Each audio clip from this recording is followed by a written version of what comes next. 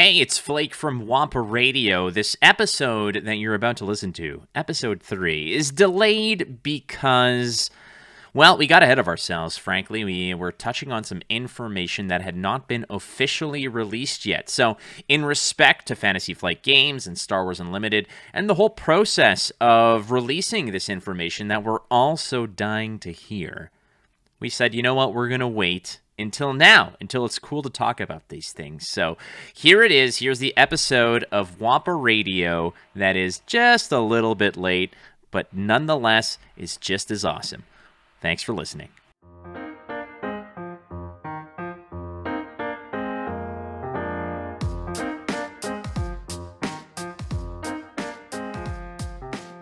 Welcome, ladies and gentlemen, to episode number 3 of Wampa Radio, a podcast that focuses on Star Wars Unlimited, the decks, the strategies, the discussion, the Charmbaka, with quite the festive shirt there. Wow. I was waiting for you to notice the shirt. I noticed it.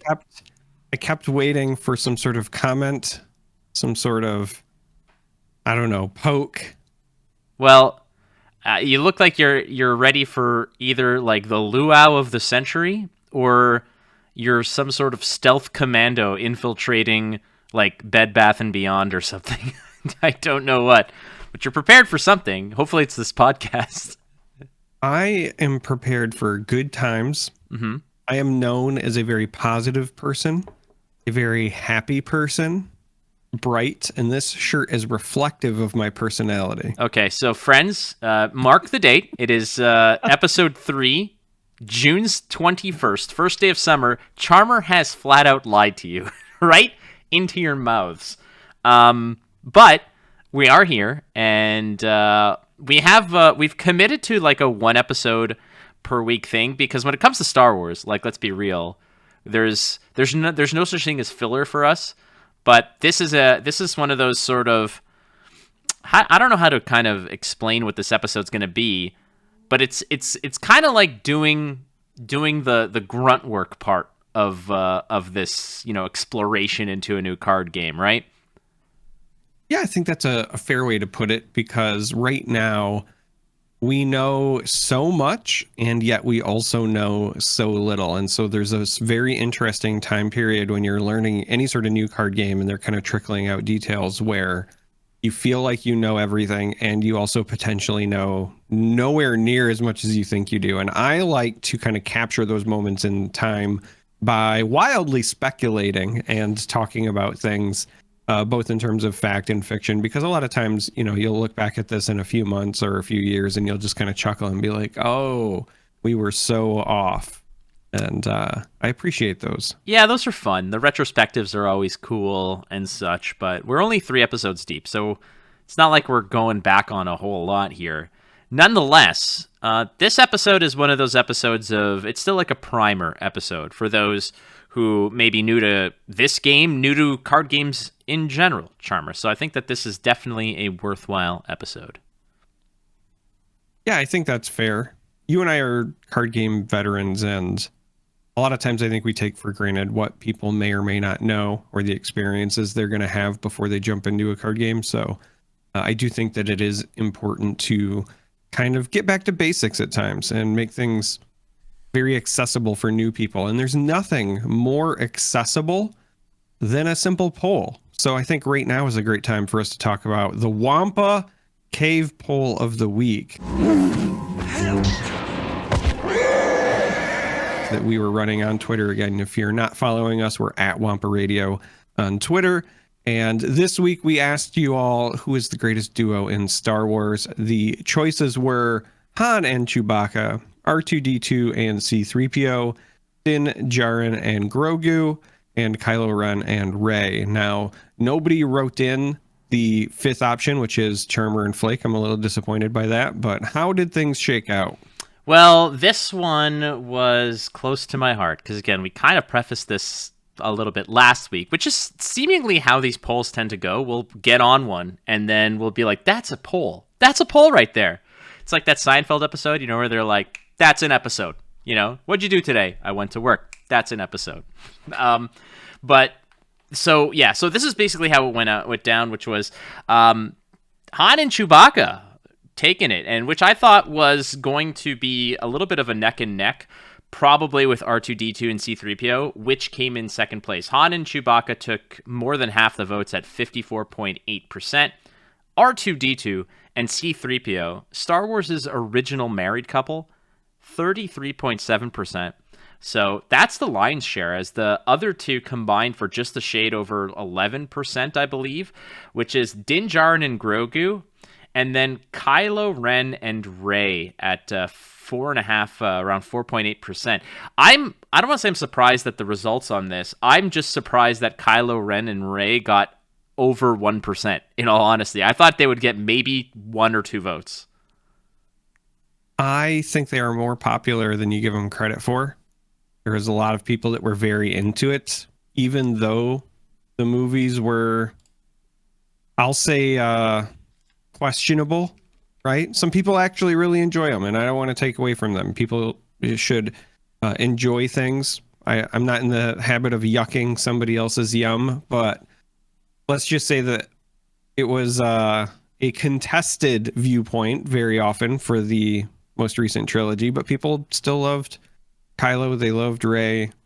Kylo and Rey were a late addition, actually, to the poll, because you kind of wanted to wedge that in, or rather, we both had the same fourth option, I think, and then ultimately you said it might be better to actually stick Kylo Ren and Rey as the fourth option, but that wasn't always the fourth pick there. No. I mean, the reality is even after you and I had talked about the poll, there were more that I felt like we could have tried to put in, but the reality is I think that, and this poll shows it, the reality is the top two are the real discussion, right? Is it R2D2, C3PO, or is it Han and Chewbacca? And in this case, Han and Chewbacca won the fight. They did, but there was love that I had for, you had for, that some of the write-in votes, I guess, had for Anakin Skywalker and Ahsoka. And I think that a lot of this is going to be skewed in the same vein wherein, I don't want to say, it's whatever the opposite of recency bias is. I mean, because there's the OGs, which is C-3PO and R2-D2, all the way back from the original trilogy in the 70s to same thing with Han and Chewbacca. And not only that, but Han and Chewbacca got a refresh in, they had their own movie in Solo. They had, obviously they were in The Force Awakens. They were there as well. And same thing with like C-3PO and R2-D2. They had the prequels to get acquainted and sort of have that kind of relationship. Whereas Din Djarin and Grogu are very much the past 2 or 3 years worth of Star Wars canon. And Rey and Kylo are the past 5 or 6 or 7 years of, or however many it were, of Star Wars canon, right? So I guess there's certain amounts of people that I've found when it comes to any type of Star Wars content, that card games, whatever, a lot of it is people who grew up with it. I don't know if this is the same with you when you interact or you kind of get immersed in sort of Star Wars communities, but even with the Star Wars CCG community, that community has sort of aged with the content. It's sort of, and I get it, it's a defunct game and all, but I'm wondering if there's a lot of people who are diving into Star Wars tabletop stuff at an earlier age or at a younger age, or if it's just people sort of chasing that same nostalgia that we used to have playing the old games. I think it's a bit of both. I will say that, you said it's the opposite of recency bias. I call it the nostalgia bias or the first impression bias. So I have this really weird theory. This is not Star Wars related, but if anybody has ever played any Resident Evil game, my running theory, and 9 times out of 10 I'm correct, is that the first one they played is always their favorite. Like, I have a buddy of mine who swears that Resident Evil 2 is like the best of the franchise up and down, and that was the first one he ever played. And I have this weird soft spot for the original. And then I know other people that are like, no, Resident Evil 4 is like where it's at. But then when you ask them, it's like, well, that was the first one I played, right? And it's because it's very, very hard to make that first impression again, right? And so with these long franchises, and Star Wars is definitely in that vein as well, right? Lots of content for you to choose from. Nothing hits you in the feelings the same way that first exposure does. And that's also why I swear that, there's a lot of folks that love Revan, right, from Knights, and I get it. Cool character, great game series, right? I'm hoping that we get the kind of remake or remaster that they've been teasing. But also, like, I remember other Star Wars games, right? So I've mentioned several times, like, Dash Rendar is somebody that I really enjoyed because that was, my exposure to character-driven Star Wars video games. So I think that for whatever reason, the first time we fall in love with something, it's just hard to recreate that magic. I think that in maybe a couple more years, with the fleshing out of characters like Ahsoka, with the series coming out and such, I think that there's going to be a little bit more reflection on how important she was to the tale, because she was, I don't want to say a side character, obviously not, from Clone Wars. She was a very much centerpiece of Clone Wars. However, it was just part of that Clone Wars. You never saw her in any of the movies beyond that. You don't know what happened to her. I'm really curious to see where her story ends or what's going on, what happened to her. And perhaps that will have more people endearing themselves to her, looking back at how she got to where she was, watching Clone Wars, seeing that incredible relationship develop between Anakin and Ahsoka, and then start maybe leaning towards that. But again, Twitter's limitations beyond its CEO is the fact that it only allows 4 options within the polls themselves. So we gave you 4 options, and those are what they are. Ultimately, I think one of the reasons that I started leaning more toward the Kylo and Ren being included on the poll, just for full transparency, is that I think Ahsoka and Anakin, more so than the other 4 that we ended up listing, she kind of grows out of that duo. You know what I mean? Like, she starts with Anakin and she has a great relationship with him. And they even revisited that. I don't know if you've watched all of the Tales of the Jedi shorts, the, young Dooku, young Ahsoka stuff. And I loved that. And I actually felt like that was the best showcasing of her relationship, is like that teacher mentor thing with him. But ultimately, throughout the course of Clone Wars, she grows not just away from Anakin, but away from the Jedi, kind of becomes the gray Jedi thing. We see more of that kind of departure in Rebels. And so I think she's one of my favorite characters, and I love Ahsoka, but I think that it's because of her growth and her arc that I don't think of her as part of a duo the way I do some of the others, right? Like, to me, even though they scored low on our poll, it's really hard to think of Mando and Grogu as separate entities at this point, right? Like, they are a duo. Same thing with R2-D2, C-3PO, Han, and Chewie. But when I think of Ahsoka, it's not quite the same. So I am so happy that we've departed from referring to Grogu as Baby Yoda, which I get it. At the beginning, it didn't have, Grogu didn't have a name. We didn't know. It was just whatever Yoda species was. It was a younger version of that species, Baby Yoda. I get it. I understand the origin story, as it were.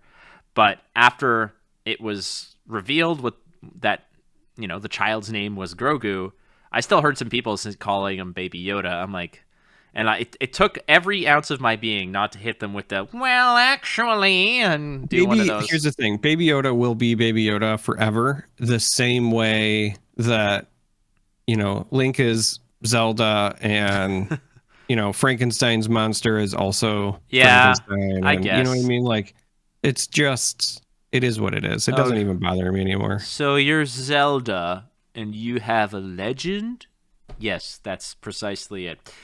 All right. Well, we've got news. We've got headlines, which are rather scarce, as it were. But let's go through them anyways. And it starts, my friend, with the Father's Day reveal. On brand, on point, well done, new card. Yeah, so on Father's Day, they revealed I Am Your Father. And this is interesting to me for a couple of reasons. One, I think, obviously, cheeky reveal for Father's Day, but also I think that, you were just talking about the well, actually thing, right? The Luke, I am your father is not a line that actually appears in Star Wars. It's one that's often repeated because people remember the line from Tommy Boy. Yeah. And so the fact that they went with I am your father for the title of this. I love that it's both still a reference, but also not the line. We were talking about lines that will make it into the game. And I said, one way or another, we're going to get a, somehow Palpatine returned card. This is kind of like the other end of that spectrum where we get something that actually isn't said, but everyone thinks is said. But we got I am your father. This was a really interesting card reveal to me because on the surface, it seems very powerful. If you have played other games in the past, so if you've come from something like Magic the Gathering, for example, this card reminds me a lot of Browbeat. And it's where you present your opponent with a choice. So in the case of this card, you are dealing 7 damage to an enemy unit unless the controller says no. And if they do, then you draw 3 cards. So you provide them with the choice of like, hey, that unit's going to take 7 damage. And based on the cards we've seen so far, that's likely enough to just kill a unit. Even some of the big, more powerful looking units have less than 7 health. Or you get to draw 3 cards. So that feels like it's going to be really powerful. First things first. Do you know who has 7 health? Luke. Which is so perfect because it just matches up, whereas Vader has 8, but Luke has 7 health. And that takes him down, which is awesome there. The Tommy Boy reference was pretty solid too. I was picturing it where he's like speaking into the fan in the office. Yeah, that's precisely it. I will edit that clip in here for sure. You're probably looking at it right now. So the other part about this card that, again, shades of Star Wars CCG, which I will always reference because it's the greatest card game I've ever played, is that in that card game, they incorporated a lot of sort of extra little layers of fun and sort of flavor to the cards, of which one card called Star Destroyer with an exclamation point was printed. It was a light side card. It was a interrupt. And what it said basically was, if your opponent deploys or moves a Star Destroyer to a location that you occupy or something, play this card and say Star Destroyer, and then do the text on the card. It was built in. It was like one of those things. And again, you with your Smucker's face would probably be the one where if somebody played this, you'd say, you didn't say the line, therefore it's illegal, or you have to say the line. And this gives me the exact same kind of feeling within the design where you're kind of like throwing in movie lines and you're putting some extra sauce on it that gives you those feels. Another fascinating element, and this one I always used to enforce, is that when your turn is over in Star Wars CCG, when your turn was over, you had to say the Force is with you, and that ended your turn, and that passed the turn over. And I used to stop my friends because they would say, I remember this, I used to annoy one of my buddies so damn much. I believe my buddy Christo, I used to annoy him all the time.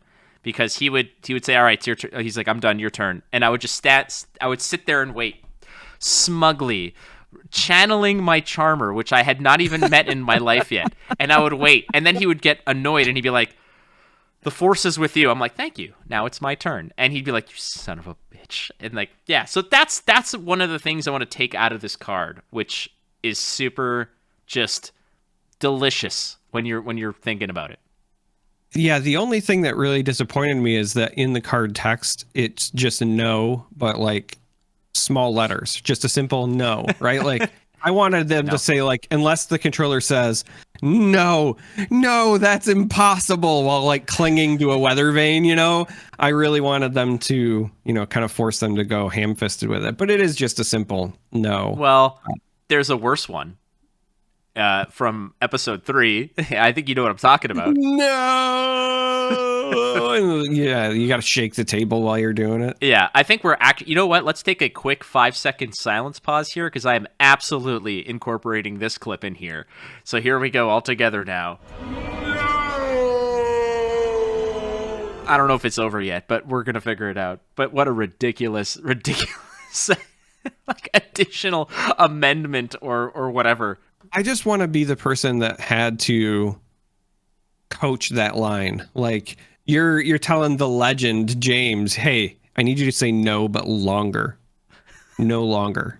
No, I mean I need some real emotion in it. Longer, right? Like, and he's just there. It does feel like it goes forever. He's just there. You already know that I'm Darth Vader. but bitch, I'm also Mufasa. I know what I'm doing here. And this is like, at the end of the day, you're like, yeah, no shit, you're right. Let's let the professional do this. No. That's like, it kind of just takes you out of the moment. And I understand why they did it. Like, it's meant to be this realization that the entire reason he turned to the dark side, to save Padme, it turns out that he killed her, or is told that he killed her, and I get it. Like, Palpatine's trying to fuel his rage and really own him in that matter. But I think that's it. Is that you would have expected it to be almost like a more feral roar. Like, when I think about the voice acting job that like Sam Witwer did for Maul, right? And his like iconic like Kenobi line where he's just shouting it out in the desert, like that feels like visceral and from like deep within him. And like the Vader one feels, for lack of a better term, theatric, or almost like a stage embellishment, right? Like it's a live play and not like emotion. And I know that's hard to convey Vader mask and voice and whatever, but it just, I don't know, it felt off. The one and this is going to sound absolutely ridiculous, but one of those screams of emotion that really sold me, and I was like, wow, that really hit me. You're going to laugh at this.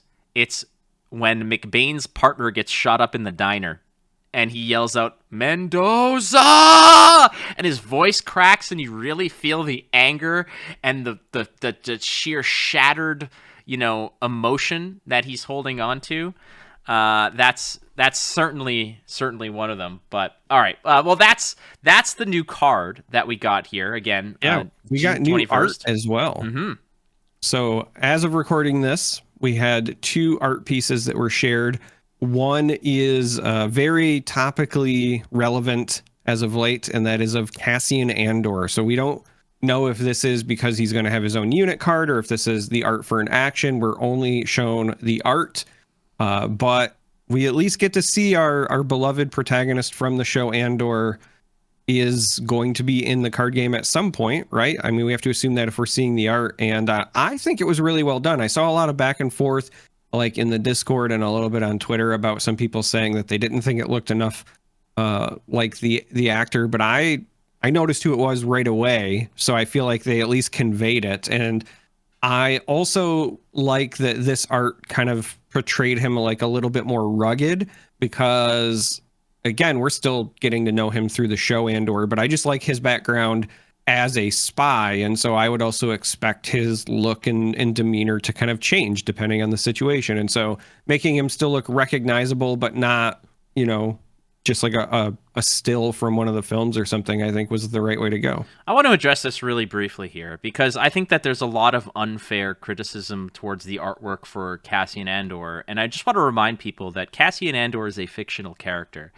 What you're saying is, you're not saying, hey, that looks nothing like Cassian Andor. What you're actually saying is that looks nothing like Diego Luna, who plays Cassian Andor, because Cassian Andor is whatever person is in charge of essentially visualizing and putting that pen to paper, whether it be art or on digital art, or whether it be in a live action piece, whether it's the casting or the director who chooses who plays Cassian Andor, that person probably read the script and had an idea of what Cassian Andor should look like, or what they're, or maybe they just said, you know what, I want Diego Luna because they're a great character, and Cassian Andor is going to be within that mold, and I get that as well.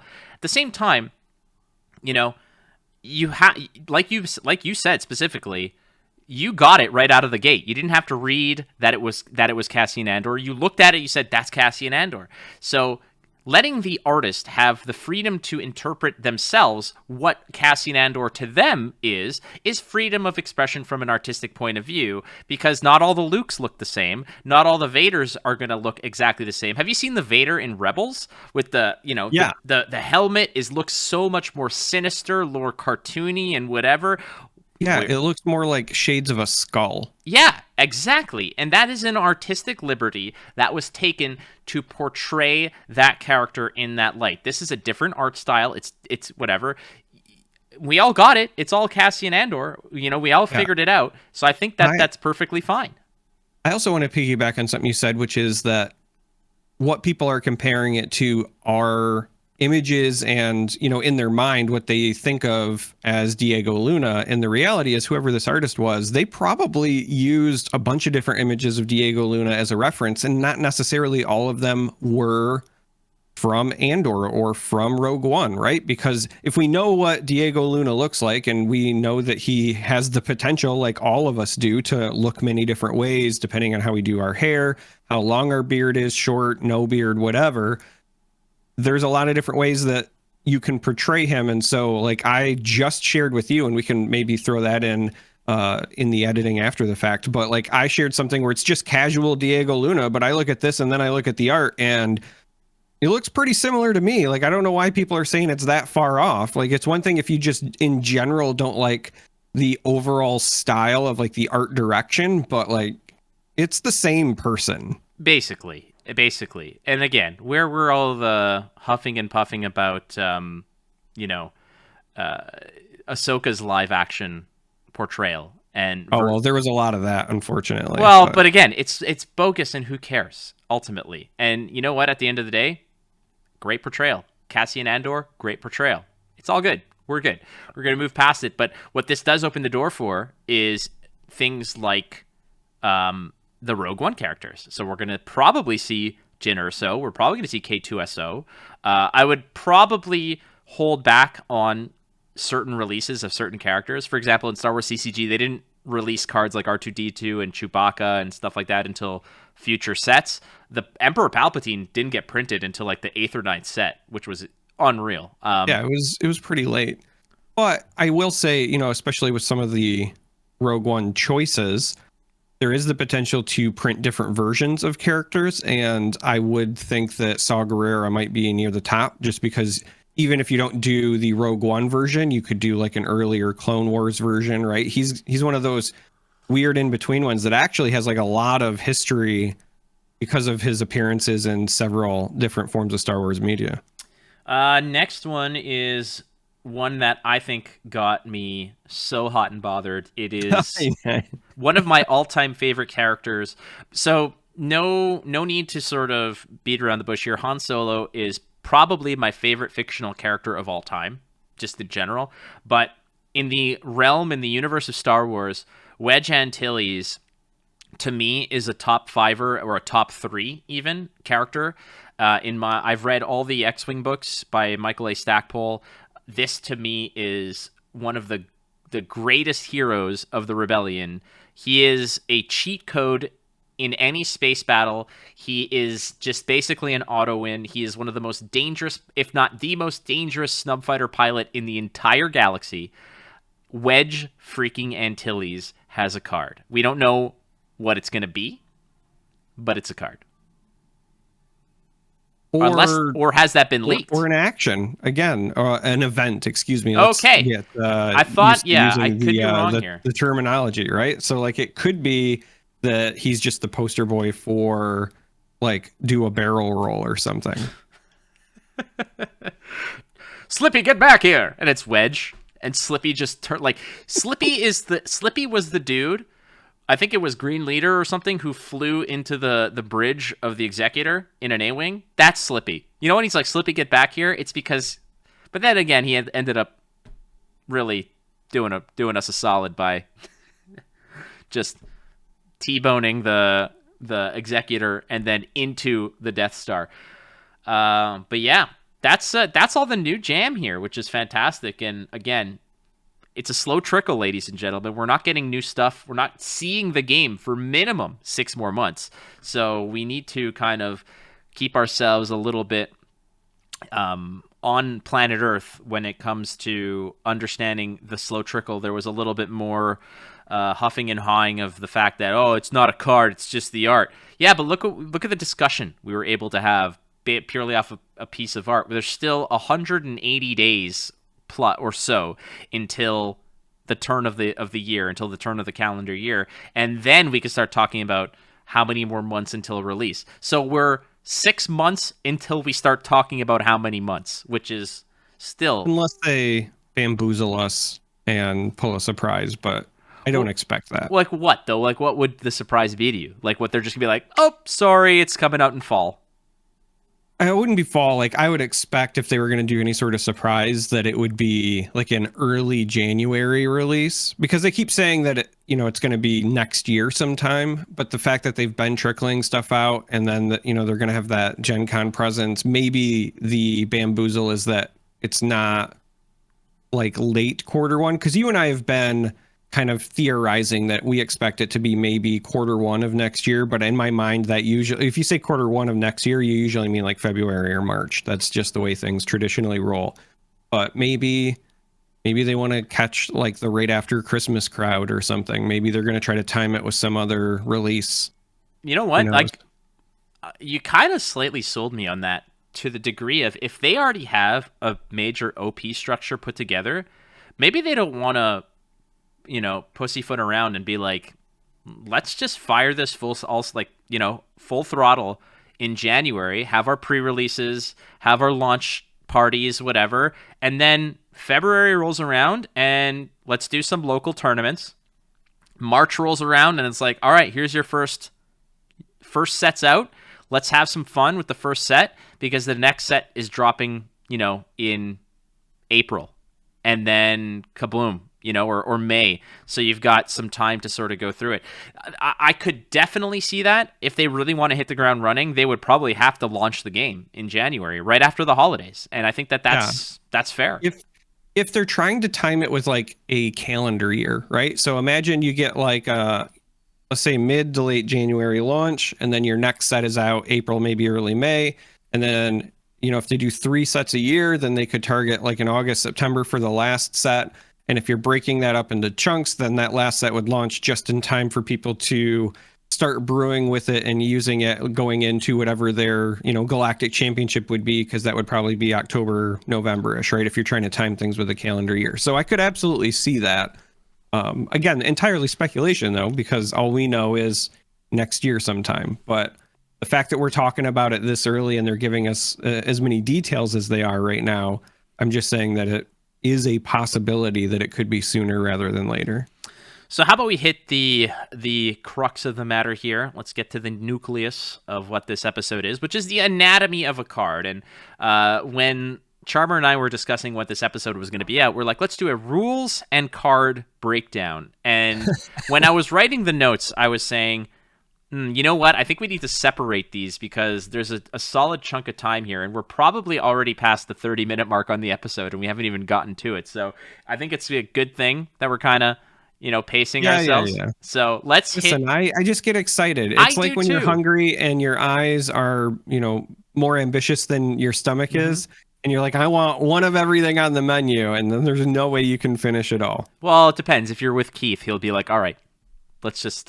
Keith from Realm Games. You guys should go check out the Realm Games. They're awesome people. Good tabletop and card game retailers. Okay, so let's talk about the anatomy of the cards. And when we talk about the anatomy of the cards, we're going to break down what all the little numbers mean, what all the little significant kind of icons and placements of things, and what that means, so that when you guys finally look at the cards, when new stuff comes in, you're not fumbling to say, what does this mean? What does this mean? Is this good? And ultimately, when you understand the inner, workings, the gears, the nuts and bolts of what a card is and how it's built, when you look at a card, you could then very quickly identify, wow, this is good or this is bad. This is above rate. This is below rate. This is a combo piece, etc.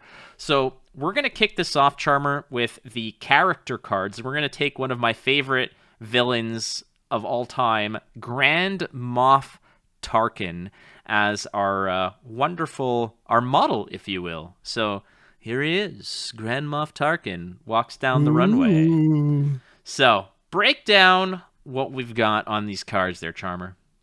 What's interesting is there's a surprising amount of information, and I think that you sometimes forget how much is conveyed on a card when you have played as many card games as we have. Because it wasn't until we started thinking about, doing this episode where I was like, there's actually a lot to cover here. So let's start with likely the most important bit. That's going to be the cost, meaning In this game, in order to play cards, there is a resource cost that you have to pay. That's in the top left. It's the number 4 if you're looking at the Grand Moff Tarkin card.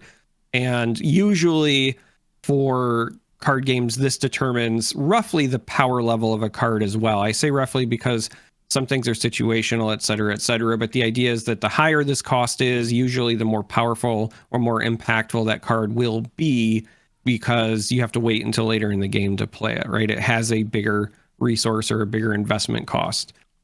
There's also up in that top left a spot where it says unit. It's kind of small and hard to see, but that dictates the kind of card this is. So again, this is the character Grand Moff Tarkin, but as we go through this, we're going to talk about some other types of cards. There's events, there's upgrades, etc. And then specifically with units, because we know there are 2 kind of zones or fields of play, one is ground and one is space. We also see up in the top where it says that this one is a ground card, meaning that he's walking on his 2 feet here. He's not flying a spaceship. I know that he's often in spaceships, but this particular representation of Mr. Tarkin, excuse me, I need to put his title in there, put some respect on his name. Grand Moff Tarkin is a ground unit. Now, another interesting bit here is top left by where the cost is are the aspect icons. So without diving too much into the rules, these are likely what's going to be dictating your deck building. And so you're going to have to pay attention to these, right? When you select your leader, they are going to have a certain number of aspects, and you can put cards from those aspects into your deck. So the question that we don't have answered yet is whether or not they have to align perfectly. So Grand Moff here has a couple of different aspect icons, and as such, the question is, does that mean he can only be played in a command and villainy deck, or can he be in one or the other? I suspect he has to be in exactly a command and villainy deck, because that's going to be another way that they can kind of limit power level through design. So that, I actually have the answer to that. Those, you could put any character in any deck. However, your leader and your base will have icons. You can build any cards within any deck you want. However, let's say you're playing Grand Moff Tarkin here. His cost is 4. For every icon that you're lacking from your base or your leader, you're paying a 2-point tax on deploying this character. So let's say you don't have command. Your leader or your base do not have the command icon. You could still play Grand Moff Tarkin, but he will cost 6 and not 2. So this factors in to the fact that this makes this game so draftable now. Now. Because you could play any character you want. But what I suspect here is there are going to be decks that are going to have certain combos where the card that sort of pops off the combo or really gets it over the top might not have the icon with the leader in the base, but it's worth the paying that penalty because of what it does. So what I love about this is that the deck restrictions are basically penalties and not flat out denials of including something in the deck. So those 2 icons there are kind of like, do you have this? They're checks. They're like, do you have this? Do you have this? Perfect. You pay 4. Oh, you're missing one of these? It's +2. Oh, you're missing both? It's +4. So that is part of it. Now, I do also suspect, Charmer, that it's going to be very rare that people are going to want to stray too far from their core 3 icons. But this is another evolution in my mind. And I think that we're going to touch upon this in the next episode when we dig into rules and deck building and stuff. But this, to me, is an evolution of color identity from Magic, faction identity stuff from like Gwent and other card games. Hearthstone has classes and such. It allows you to still be creative, still include all the cards you want. But if you stray too far from that synergistic sort of orbit that you've been around, you're going to have to pay a tax. See, it's also really interesting because there are going to be certain cards, and it'll, I think, make more sense when we get to like some of the events, for example, but there are going to be certain cards that will likely be answers, right? So traditionally in card game design, if you're somebody who's new to it, a lot of times things are balanced around the idea of every card has an answer, right? Every check has a balance. And a lot of times what that means is that through kind of trial and error, people kind of figure out that some decks, like outright full decks, have to counter other decks, because when you build your deck, you want it to kind of have a goal or a theme. And so straying too far from that theme is too punishing. But if your deck is very good at countering something else, then you kind of end up with this checks and balances triangle.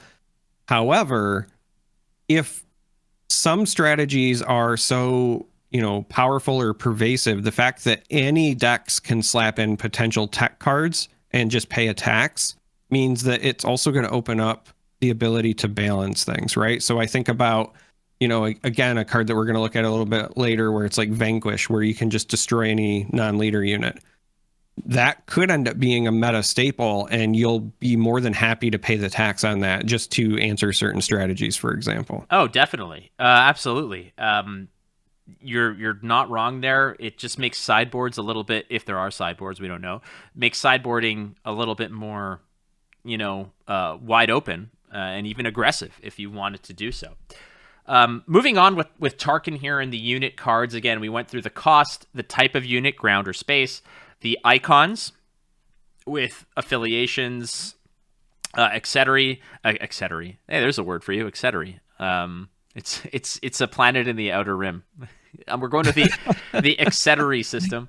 Then you get to essentially the meat of what the character does, because everything before that is essentially where to play it and how to play it, and then everything below the centerpiece, below that beautiful face of his, that bony face of his, is his face looks like Darth Vader's helmet from Clone Wars. It does. It's like if you took Marlon Brando's Godfather character and Grand Moff Tarkin's and melded their face together, you'd have a normal face. That's fair. You'd have a normal face. You're much nicer than me. When you started that, I thought you were going to say if you took Marlon Brando's corpse and animated it. I swear. No. But you're right. So kind of getting to the meat of it, we've got two numbers, at least on the unit cards, right? There's power, and then there are hit points. These are health points. So when you see HP, that's health. And the power is how much damage that it deals when it gets into conflict, and the health is how much damage it has to take before it is vanquished. I'm just going to use the term from the event card, because we don't, I think, know what the actual term is. It's probably not going to be the word kill directly. I think it's defeated, actually. I think it's defeat. Because vanquish says defeat. So I just know that they were going to want to stay away from things that are like charged words like that, especially in the day of the algorithm. So it's likely defeat because we see that on vanquish. But the important piece here to remember as well, and again, we'll touch a bit more when the rules hit, is that damage appears to be persistent in this game. So that's going to be pretty relevant. Anytime you have that, characters with a higher health are a lot more resilient than they look. So I think that's also important. And then in between those, we have traits. So these are things that are going to be referenced by other cards usually. They don't do anything by themselves, but as you can see, he has Imperial, he has Official. So this means there are other cards that might say, do a thing with Imperial units. In fact, his text says do a thing with Imperial units. But and then below that, we have his abilities. And so in his case, when he's played, you search the top 5 cards of your deck for up to 2 Imperial units. And so again, that's where those traits will come in. And then you reveal the units, you draw them, and then the other cards go on the bottom of your deck in a random order. And I'm still surprised by the random order part, just because it's for 2 reasons. One, usually because there's already shuffle variants and things like that. A lot of times whenever you have these abilities, you kind of want to provide some sort of agency to the player. But if I'm being honest, a lot of the games that are being designed now, they allow the player to choose the order, mostly because it's much easier from a gamekeeping standpoint, right? Because you don't have to sit and like randomly choose the order. You don't have to roll dice and stop the flow of play in order to randomize it effectively. So that's the only reason I'm a little surprised to see random there. I want to put this in context of another card. Actually, no, I'll do that at the end of this because, again, the power, the hit points or health points. I was actually going to ask you. I was curious what HP means to you. To me, it's hit points. To others, it's health points. And then there's the game text, which is, again, a big part here of what the game is. The when played is basically like a battle cry. It's an on-deploy effect. When it hits the board, this is the triggered effect. Yeah. It resolves. And it goes if you're playing Marvel Snap, it's like when revealed. Yeah, it's an on-reveal, yeah. And then there is basically the character's traits. And oftentimes, for example, Grand Moff Tarkin is an Imperial, an official. There are going to be cards that say your Imperials get plus whatever. His text itself, go get 2 Imperials. So these are, again, part of the game text of a unit card. It also doesn't say different. I just realized that technically, if you're running more than one Grand Moff in your deck, he can reveal himself and put him in his hand. So I just imagine that scene from The Simpsons where Moe throws Barney out and then Barney appears behind him, but instead it's Grand Moff Tarkin. Basically, it's like the Obama awarding Obama a medal like thing. That whole meme, I totally get it. I also want to just put this in context of, we're talking about, you know what, like we prefaced this entire discussion with, once you know what all the numbers mean, you'll be able to gauge how good a card is stat-wise versus cost, etc. If you go, there's another card called, I'm going to try to get this for the screen. It's not going to be easy, but it's the Consular Security Force. It is also a 4-drop. It's a 4-drop vanilla.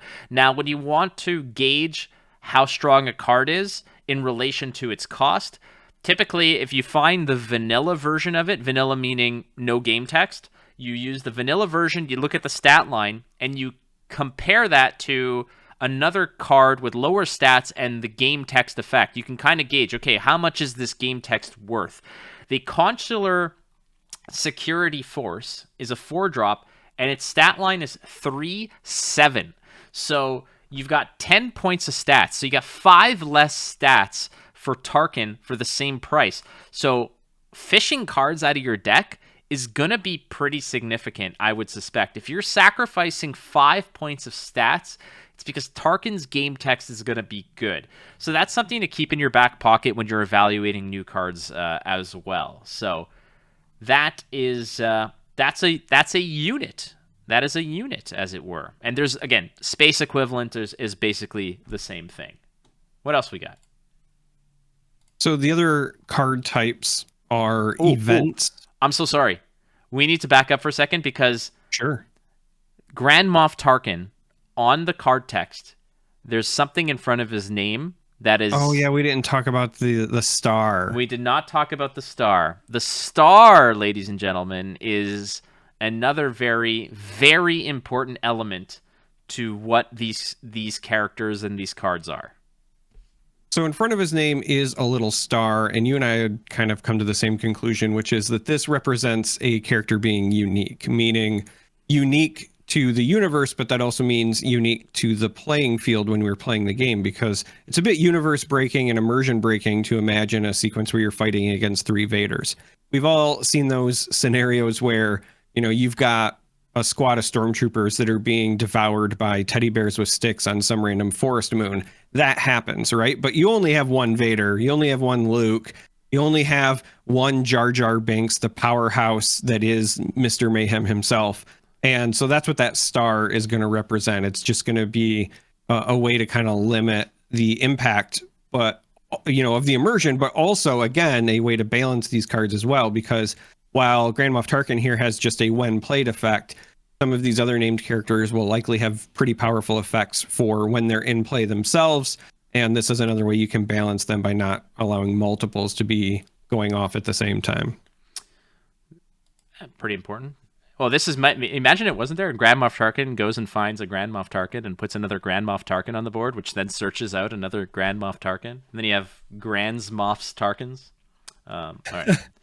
All right, so next up is events. Events, we mentioned them, and the card that we've got on screen here for those with the ability of moving pictures of the YouTubes is Vanquish. Vanquish is a tactic, but more importantly, it's an event. Yeah, so the big change here is that events are going to be cards that when you play them, they do their thing and then they're gone. They're just kind of like a one-time effect. And in the case of Vanquish, you still have a cost, you have an aspect icon, you have a name. There is still even a trait, right? We see tactic, so there's a possibility that you'll have characters that interact with certain types of events. I suspect that this will show up mostly in like the space thing, for example, because you're going to have things that are specific to starships, but you might also see some on the the ground units as well. Now, the other important bit here is that the abilities are a little bit harder to judge, or at least a little bit different when you're doing that evaluation, because it's a one-time effect, right? So when you're looking at the cost and then what they do, you're not just comparing, hit points and then card text. It's totally, how useful is this card in a broad sense versus a very narrow sense, right? Is this card something that every time I draw it, I'll always find a use for it? Or, is it something if I draw it, I might only play it half the time, that sort of thing. And so that's one of the ways that you judge events. The other thing I want to point out, because somebody had mentioned it on Twitter, when I Am Your Father was revealed, they were like, it's weird that the art is on the bottom. Yeah. And I said, it's funny because Vanquish has the art on the bottom. So I don't know if this is going to be the standard for all of the event cards, or if this is just representing the fact that these are potentially like dark side events, and so maybe that's why their art's on the bottom. But it could just be a very nice, easy visual indicator to say, stuff that stays on the board has their art, on the upside, and then the events have it on the downside. But that is something that I noticed. Well, I mean, look at we'll eventually get to the upgrades, but the upgrades have the name and the stats all the way at the bottom instead of the middle of the card, which the units have. So I think that they're just trying to switch the design based off of what type of card it is. Now, this is going to throw me off kilter because, when you're shuffling your cards or you're trying to get them all in the same orientation when you're doing it, the first thing you do is you just look and you say, okay, as long as all the pictures are on the facing the same way, then it's easy. You can do it quickly. But when you're sorting through cards, man, I'm going to lose my mind with this. All right. Well, so here's why I actually really like it. As somebody who has played a lot of different card games, and I start to notice what a good card interface is versus a bad one in terms of where you place things. Let me tell you about the good things from their design. These are clearly people who have played a lot of card games. One, the cost is always in the upper left. Now, one, that's how you're going to maintain your orientation. Like you were talking about, you're just going to go by cost as opposed to the art. But also the fact that they put it in the top left means that if you are a right-handed person, and I'm sorry, left-handed folks, but that's the majority of us, when you fan your cards out, that's what you're going to see first. So as you're holding these in your hand, it's a very easy way for you, without even having to see the full text, to know, is this a hand I'm going to need to mulligan? How many cards do I have that are even available for me to play? Having the cost in the upper left, along with the aspect icons, which are related to cost, very, very cool from just a gamekeeping perspective. And it's also the reason why, you mentioned Vader's lightsaber, that I believe that the power and the traits and those things are on the bottom, because when you put these into play, you're going to attach it by putting it underneath your hero. Yeah. And you're going to have it just slightly slid up so that you can easily reference the bonus power stuff. And then you'll maybe pick up the card or move it if you have to read the text. But the stuff that you quickly want to reference will be in a nice, easy spot for you to see it. So whoever took the time to design the card faces here has clearly played a lot of games, and I appreciate them. Yes, 100,000%. In fact, I've tried to reach out to this individual, but the designer, the lead game designer, is Daniel Schaefer. So I don't know if they created the actual, the template, but yeah, there's graphic design, there's graphic design managers. I wish I knew specifically who to credit for these decisions. Ultimately, I'm just going to give it to the whole team.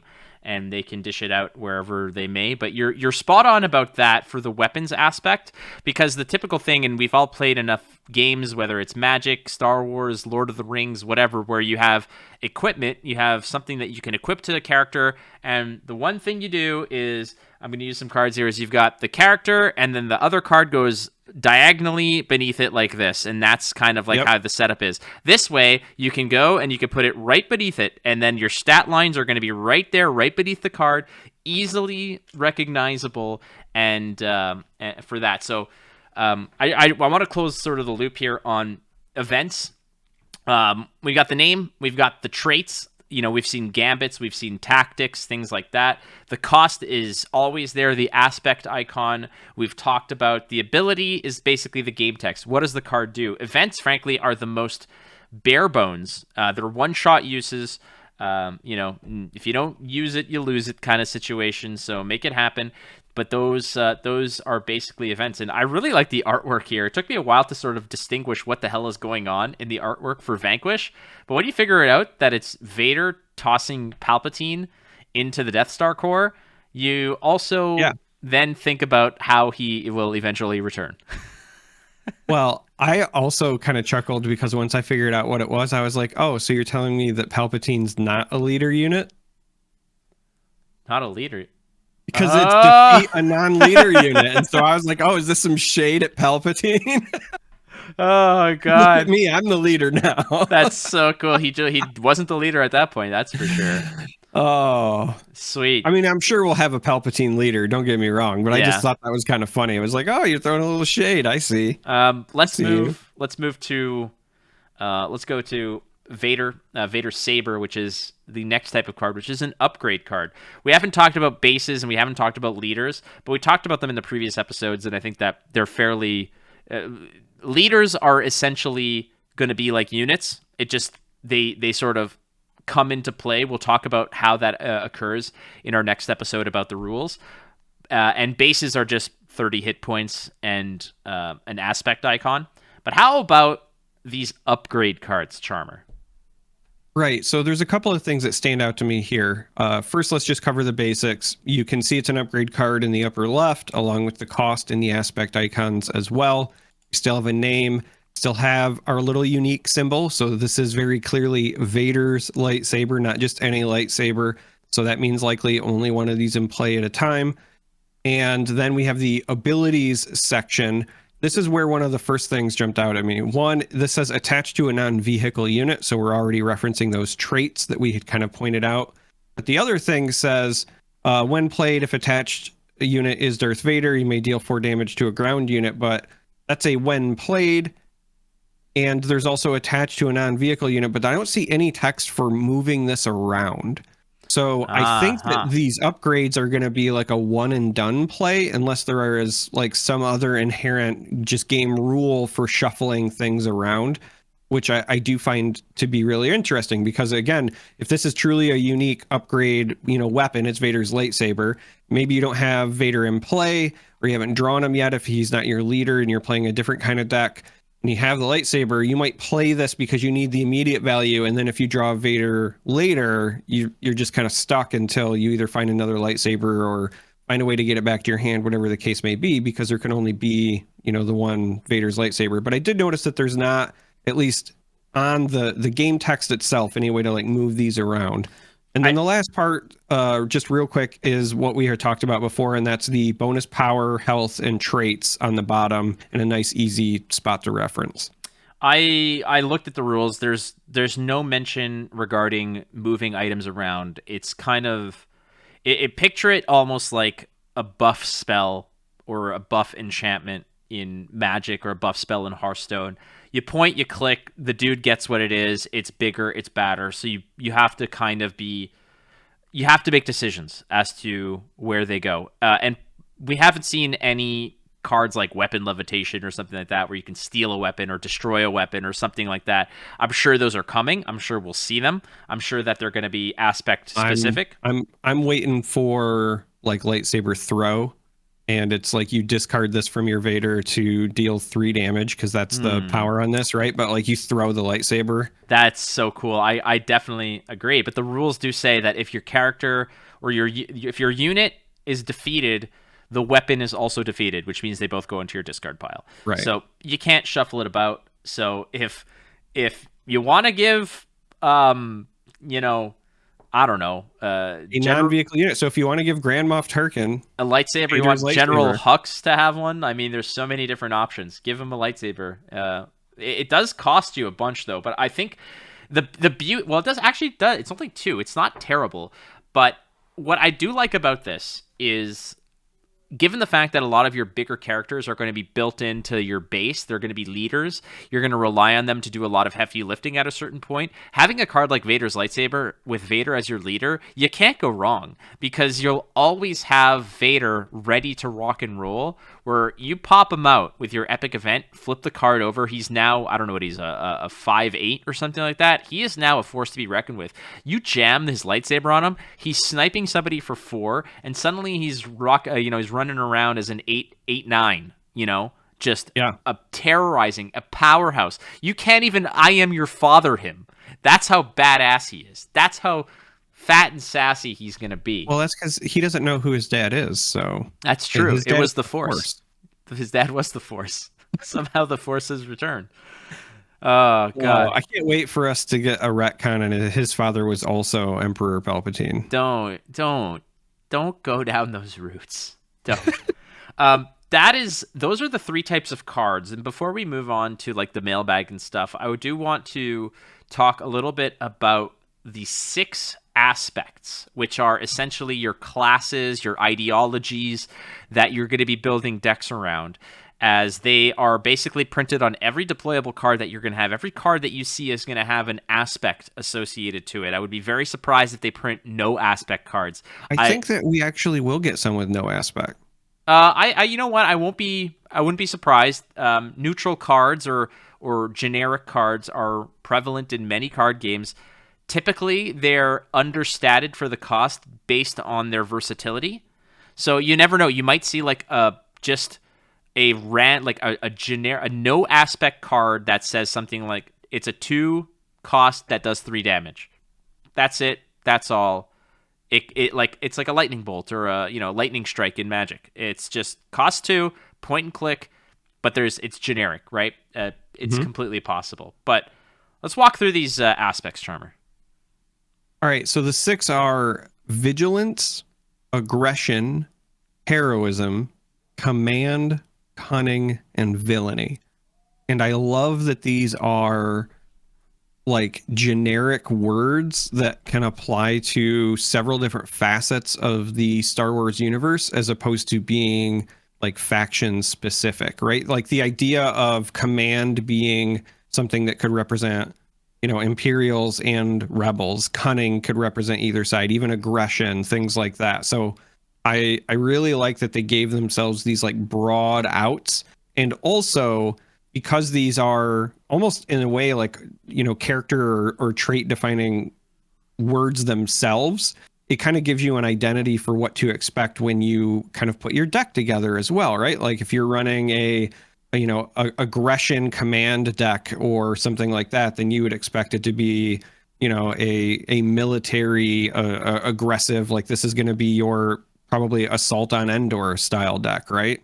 I like that you can mix and match these and already kind of envision the characters and the types of gameplay that you would get from them. I'm going to name a couple characters, and I want you to pick 2 aspects that would go with them. Are you ready? Okay. Yeah. All right. First character, Han Solo. Cunning, heroism. Okay. I was actually going to say cunning and aggression I was going to go in, but aggression would be my second. But as much as he likes to say he doesn't care, I think that the thing that's endearing about Han is deep down, he's like probably the biggest sap out of all of them. Okay. Like he's the dependable hero. Jabba the Hutt. Jabba the Hutt. So this one I think is actually cunning villainy. Okay, I was gonna go with command and villainy. I could see command as well, but he's not really like in the actual tactics. So when I think of command, I think of like these are your military leaders. They're going to be like tactical. Okay. And while Jabba definitely gives commands, he's not like a micromanager. He just expects you to get it done or else, right? Obi-Wan Kenobi. This one is actually tougher than it probably looks. So for Obi-Wan, I'm going to go with vigilance and heroism. Oh, that was mine. Those are the ones I was looking at. So only because the other one I could pick is I could have picked heroism and aggression, because he's actually surprisingly one of the most aggressive like Jedi characters when you look at the comparisons throughout media. But I'm kind of saving that for Mace Windu as well. I think Mace Windu is a Jedi that could fall under the aggression faction as well. Yeah, I can see that as well.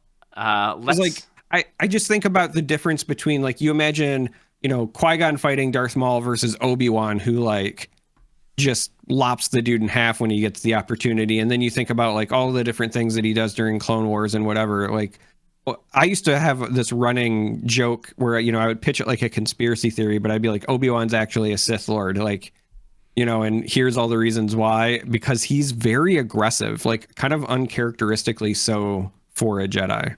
I feel like there's going to be characters that are going to be ultra powerful, but will be 3 aspect characters, wherein, like, you want to include this character, you're going to have to either pay a pretty significant tax on them or build basically around them.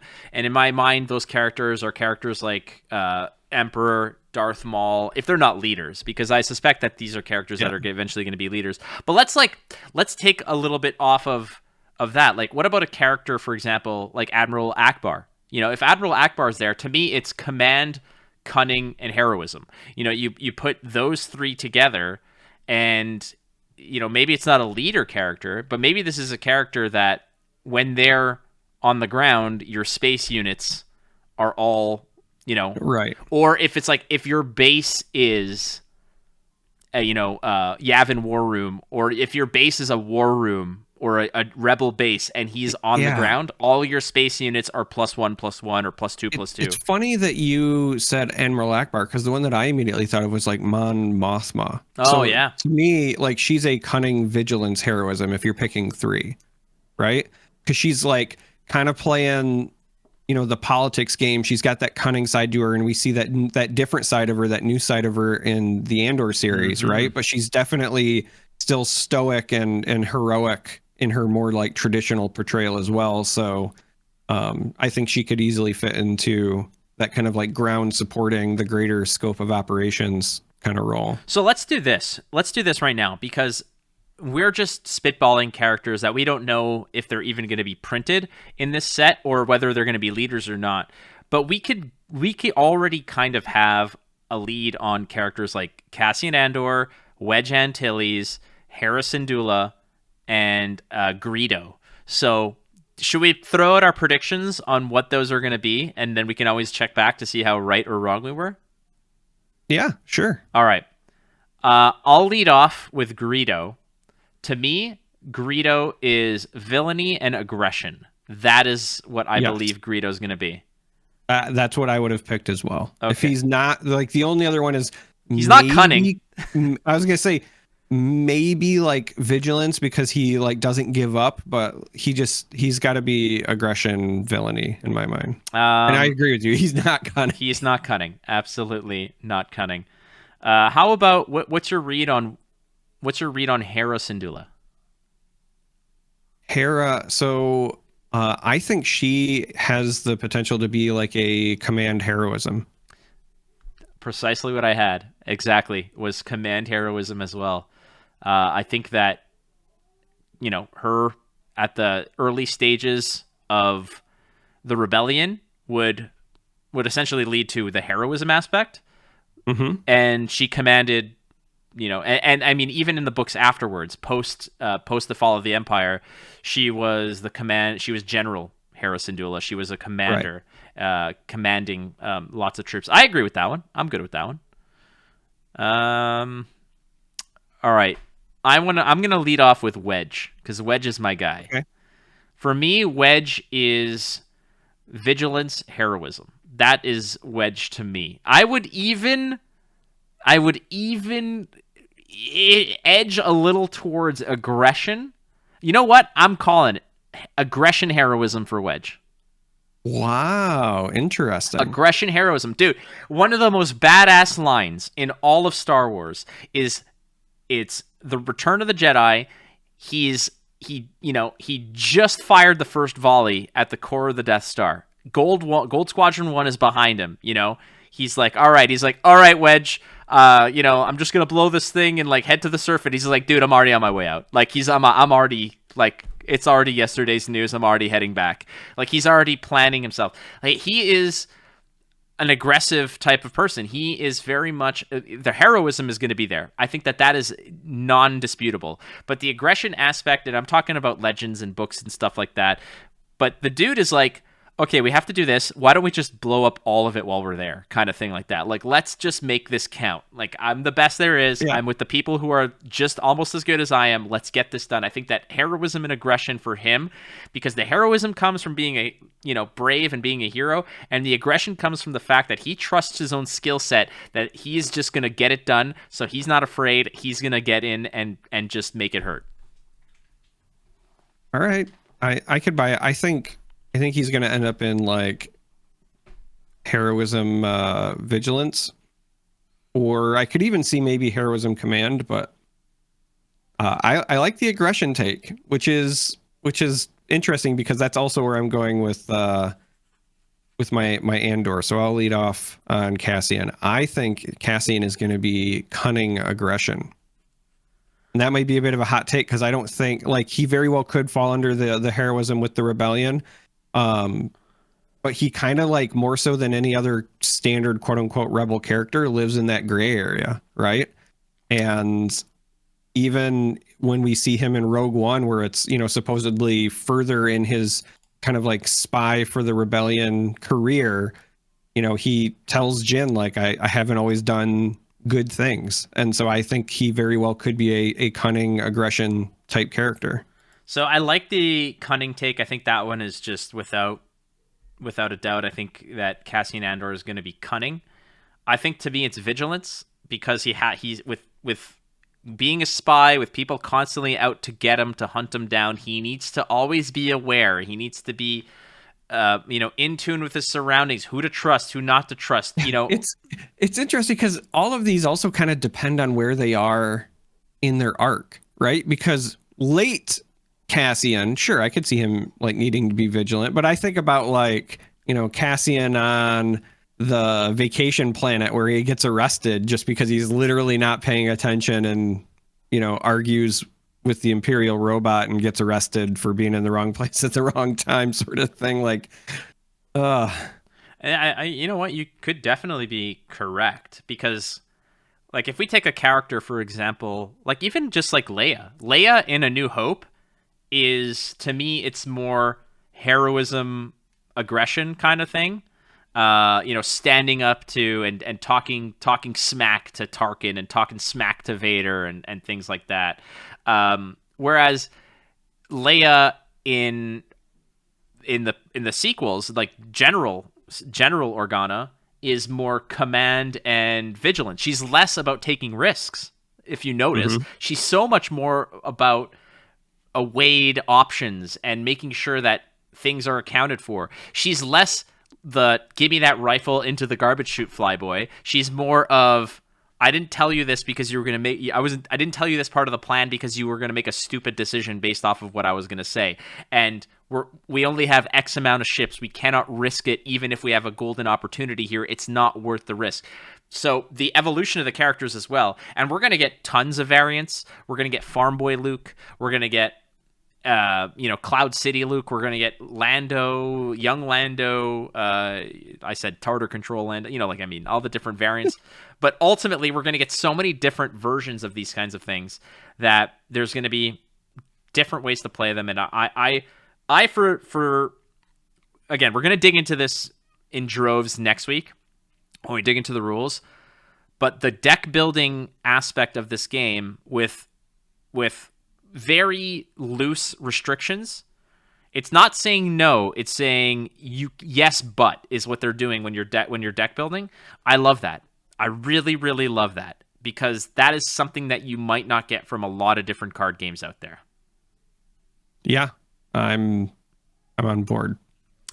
Speaking of a lot of different card games, is now a good time for us to hit our bad feeling mailbag? It is absolutely time for the bad feeling mailbag. I got a bad feeling about this. I have a bad feeling about this. I've got a bad feeling about it. Quiet. So the reason that I did that transition is because this week we got a question from Jedi Geek Girl. It says, always happy to leave a question for a fellow podcast's mailbag. My question for you guys is, if you could take one thing from previous 4 big Star Wars card games, so they reference like the CCG, TCG, LCG, Star Wars Destiny, etc., and bring them to Star Wars Unlimited, what would the answer be for each one? And it can't be something we know or leaked, meaning like something that is potentially still either on the table or it could be in the future, like that sort of thing. And there's a lot of Star Wars card games with a lot of interesting stuff. So this is where the crack in my armor is exposed, the weakness in the Death Star plans for Flake, as it were, because of those that you've named, I've only played one. I've only played Star Wars CCG. When the new card game came out, like right afterwards, I bought some, didn't really play it much, wasn't a fan. The living card game didn't touch. Star Wars Destiny I didn't touch, I think because at that time I was knee deep in other things. You didn't mention Young Jedi. Yeah, I didn't mention Young Jedi because she didn't mention Young Jedi. But yeah. Young Jedi is also on the table. So if you're not familiar, that was a very short-lived one that came out around like when Phantom Menace came out, because they were kind of trying to capitalize on the new movie launch, and it was also when Decipher was having some of their own internal troubles. So there was a card game release called Young Jedi. If I remember it, you could buy like starter decks that had Obi-Wan and Darth Maul, I think, were like the themes for the first one.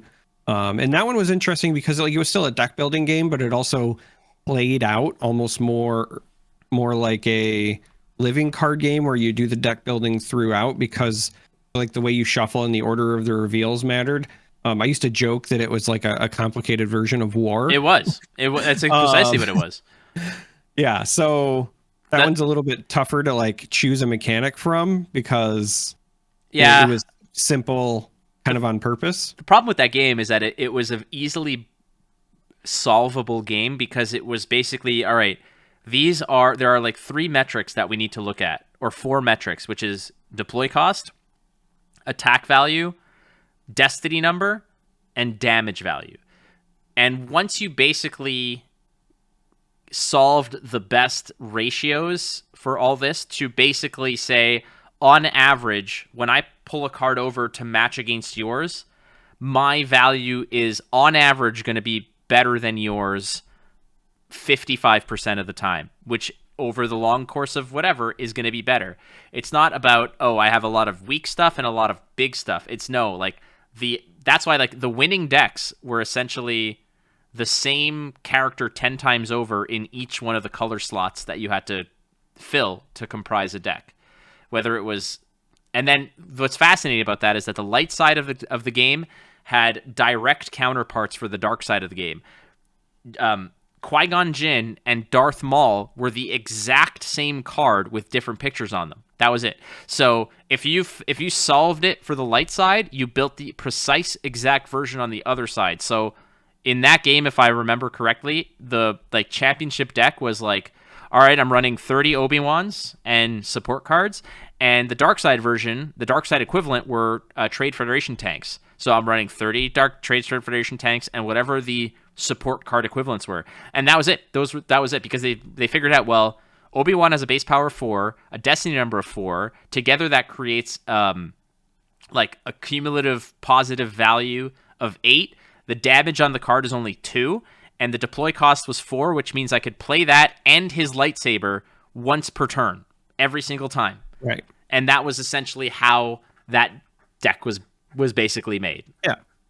it was a solvable format. So we would I like went on to... I went on a little bit of a tangent here. No, you're fine. Like, we would just like to avoid that. So with that in mind, I'll do a little bit of the heavy lifting here, but I will also say that it's going to be kind of a cop-out because some of the things that I like from the games you haven't played, Flake, are similarly in the old Decipher Star Wars game, but just in a different way, kind of a different mechanic, right? So Star Wars Destiny, like if I had to take like one thing from that, because that also incorporated dice, and there are some other things I think to like and dislike about it, but the thing that just stands out to me is like it was a game where you went back to locations again, right? Like there was a place like where you would have a battle, and that was always one of the things I liked about the Decipher Star Wars game, right? Is that you had not just a location, you had lots of locations by the end. And so whenever you were doing something, it felt like you were doing something in the Star Wars universe, right? Like I could envision these characters having this battle in this place, having the shootout in this cantina, right? And Star Wars Destiny, you know, kind of brought back that location feel. So that's what I would grab from that. And then from the living card game, they had two different things. So when you resolved fate cards, there was like a priority number. And then there was also these like bits where you would compare these like little dots. I think they were on the left side of the card. We'll have to find an example or something to see if I'm correct in my remembrance of it, because it has been a while. So I apologize. But I think there was like little dots on the sides of the card for when you would resolve the edge battle. And both of those mechanics, both the priority number for the fate resolutions and then those dots, felt like Destiny as your resolution thing from Decipher, right? It was just like a different way of doing it, but it still was a way to balance cards in an interesting way while also solving variants, right? So in the Decipher card game, you had a number in the top left, and anytime where you would need to randomize something, you would reveal the card for Destiny, right? And cards were balanced around that instead of like rolling a die. So like when you think about Destiny, like Star Wars Destiny, you would roll dice when you needed to randomize things. Well, this takes it to another level and it makes it part of the deck building consideration. And the living card game had a similar thing, right? So you had these like dots, as I remember them. I can't remember what the actual name for it was, but I know that they're like little dots on the sides of the card.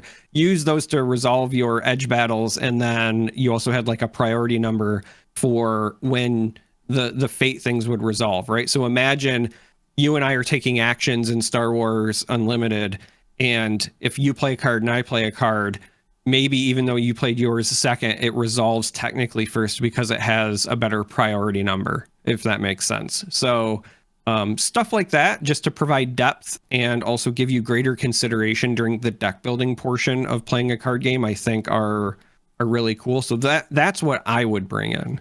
Yeah, the tough part about answering this question is that we've seen the anatomy of the card. We've seen the rule book, you know? Yeah. So there's not many secrets or not many, you know, rooms for us to maneuver in. Right, yeah. So that's why I was also trying to pick stuff that was not in the rules, right? That we know about. So yeah. Okay, so I've got one that I think it has nothing to do with the actual gameplay. It'll have to do more so with organized play. What I want to see is the reinvention of the old school region maps that were based off of Star Wars regions or sectors or planet systems, etc. Like growing up, I was in like the Hoth region, you know, and there's like Coruscant and this and that and whatever, and that those regions were divided and fought over for championships, not by state, not by province, or not by city, or not by unique event. It was he won the Hoth Northridge Championship, and people would know, oh, Hoth Northridge, that's Quebec and Ontario, or he won this, or he won that, or Endor, he won Endor, or this, that. I want to see that come back. I loved talking about that. I loved that aspect. And You just like it because you had a cool location. Oh, like, dude, Hoth absolutely. is one of the better ones to end up with, man. I don't want to be the Endor champion. no, you don't want to be Endor champion? Listen, if you're the Endor champion, even though you're the winner, you're the top dog in your region, you're just going to be like, oh, you're the teddy bear guy, right? Like, What am I? We can't even celebrate outdoors. We literally picked the We picked that for our logo, our icon for our podcast. Like, I respect the Wampa. We picked it because it was probably the best representation of us, which is holed away in a cave, away from all signs of life, within a Loud, Star Wars cranky. universe. Yeah, eating meat off of a bone, just that kind of thing. But that's what I would want to see back, because when it comes down to rules and card stuff, I say unfortunately. Fortunately, we already know all this stuff. We're just waiting for new cards. But yeah, man, that would be it for me. So thank you, Jedi Geek Girl, for a wonderful submission, and we invite all of you out there in whatever region you are, even if you are in the Endor region, because we don't care. We love it. We love everybody. It's just not for me. I love it and appreciate it. It's a nice place to visit. Don't get me wrong, but I don't want to live on Endor. You make it sound like we're talking about like Portland. Hey, nothing Portland. against it. It's just I would never really want to live there. That's just me. So yeah. All right, friends. There you go. Do you have a question for the Bad Feeling Mailbag? Do you want to reach out to Charm3r or myself? You can touch base with us at Wampa Radio on Twitter. Myself at Watch Flake. Charm3r is at that Charm3r, because this edgy mofo and his coolness. It's my droid designation. Yes. Yeah. You know what? You didn't do it last time. Tell us your Twitter account in your droid voice, please. That's Charm3r. It's right to the scrap heap with you immediately. Restraining bolt and in the garbage with you. You would sell me to a pack of Jawas if you could. They wouldn't take you. They would not take you. You know that scene where it's they would take one look at you and say, Utini. Yeah, Uncle Owen, this one has a bad motivator. Is there anything more you than a bad motivator? Let's get real. Yeah. I am not just I'm Charm3r because that's my droid designation, but I am a broken, unsellable, unsalvageable droid hauled around in the back of a sand crawler. Oh man, I know what I'm doing tomorrow. I'm making some R5D4 Charm3r memes. That's what I'm doing. All right, friends. This is also a good opportunity for us to invite you to please, subscribe to the channel here on YouTube, if that's where you're checking us. But also, if you're catching us on any of the platforms like Google or Apple Pods or Spotify or wherever you are, leaving us a 5-star review, honestly, is the best way that you guys can support us. It helps us with all of the big algorithmocracy that we live in, and sincerely, it does do us wonders. So please hit us with a 5-star review. You probably don't even have to type anything. You just click and say cool, and then that means the world to us. Charm3r, anything you want to sign us off with? Any more droidisms? No, you can't overdo the bit. Like, that would be too much. No. Actually, you know what I want to sign off with? I think I want to provide a teaser for what I think our next poll should be. Okay. Best music choice from Star Wars. Hear me out, because we need at least 4 to run our poll. So we got the classic, the Force theme, right? Tatooine music, that very iconic. But we've also got like the Imperial March, Duel of the Fates, Cantina music. Dude, those are the Mando 4 theme hits. The Mando theme hits too. Yeah. Though. Like there's some good choices in there. I'm just saying that'd be a great tough. poll. Well, you know what? Like that's a tough one, because we have to separate this. We should do in canon music, like the music that is featured as within the Star Wars universe, and then we can do the like John Williams stuff. Like, I think we have to separate it, because I got a week to think about this, but we'll get it done. We'll get it done. Friends, thank you so much for listening to Wampa Radio. We will catch you next week. Bye-bye.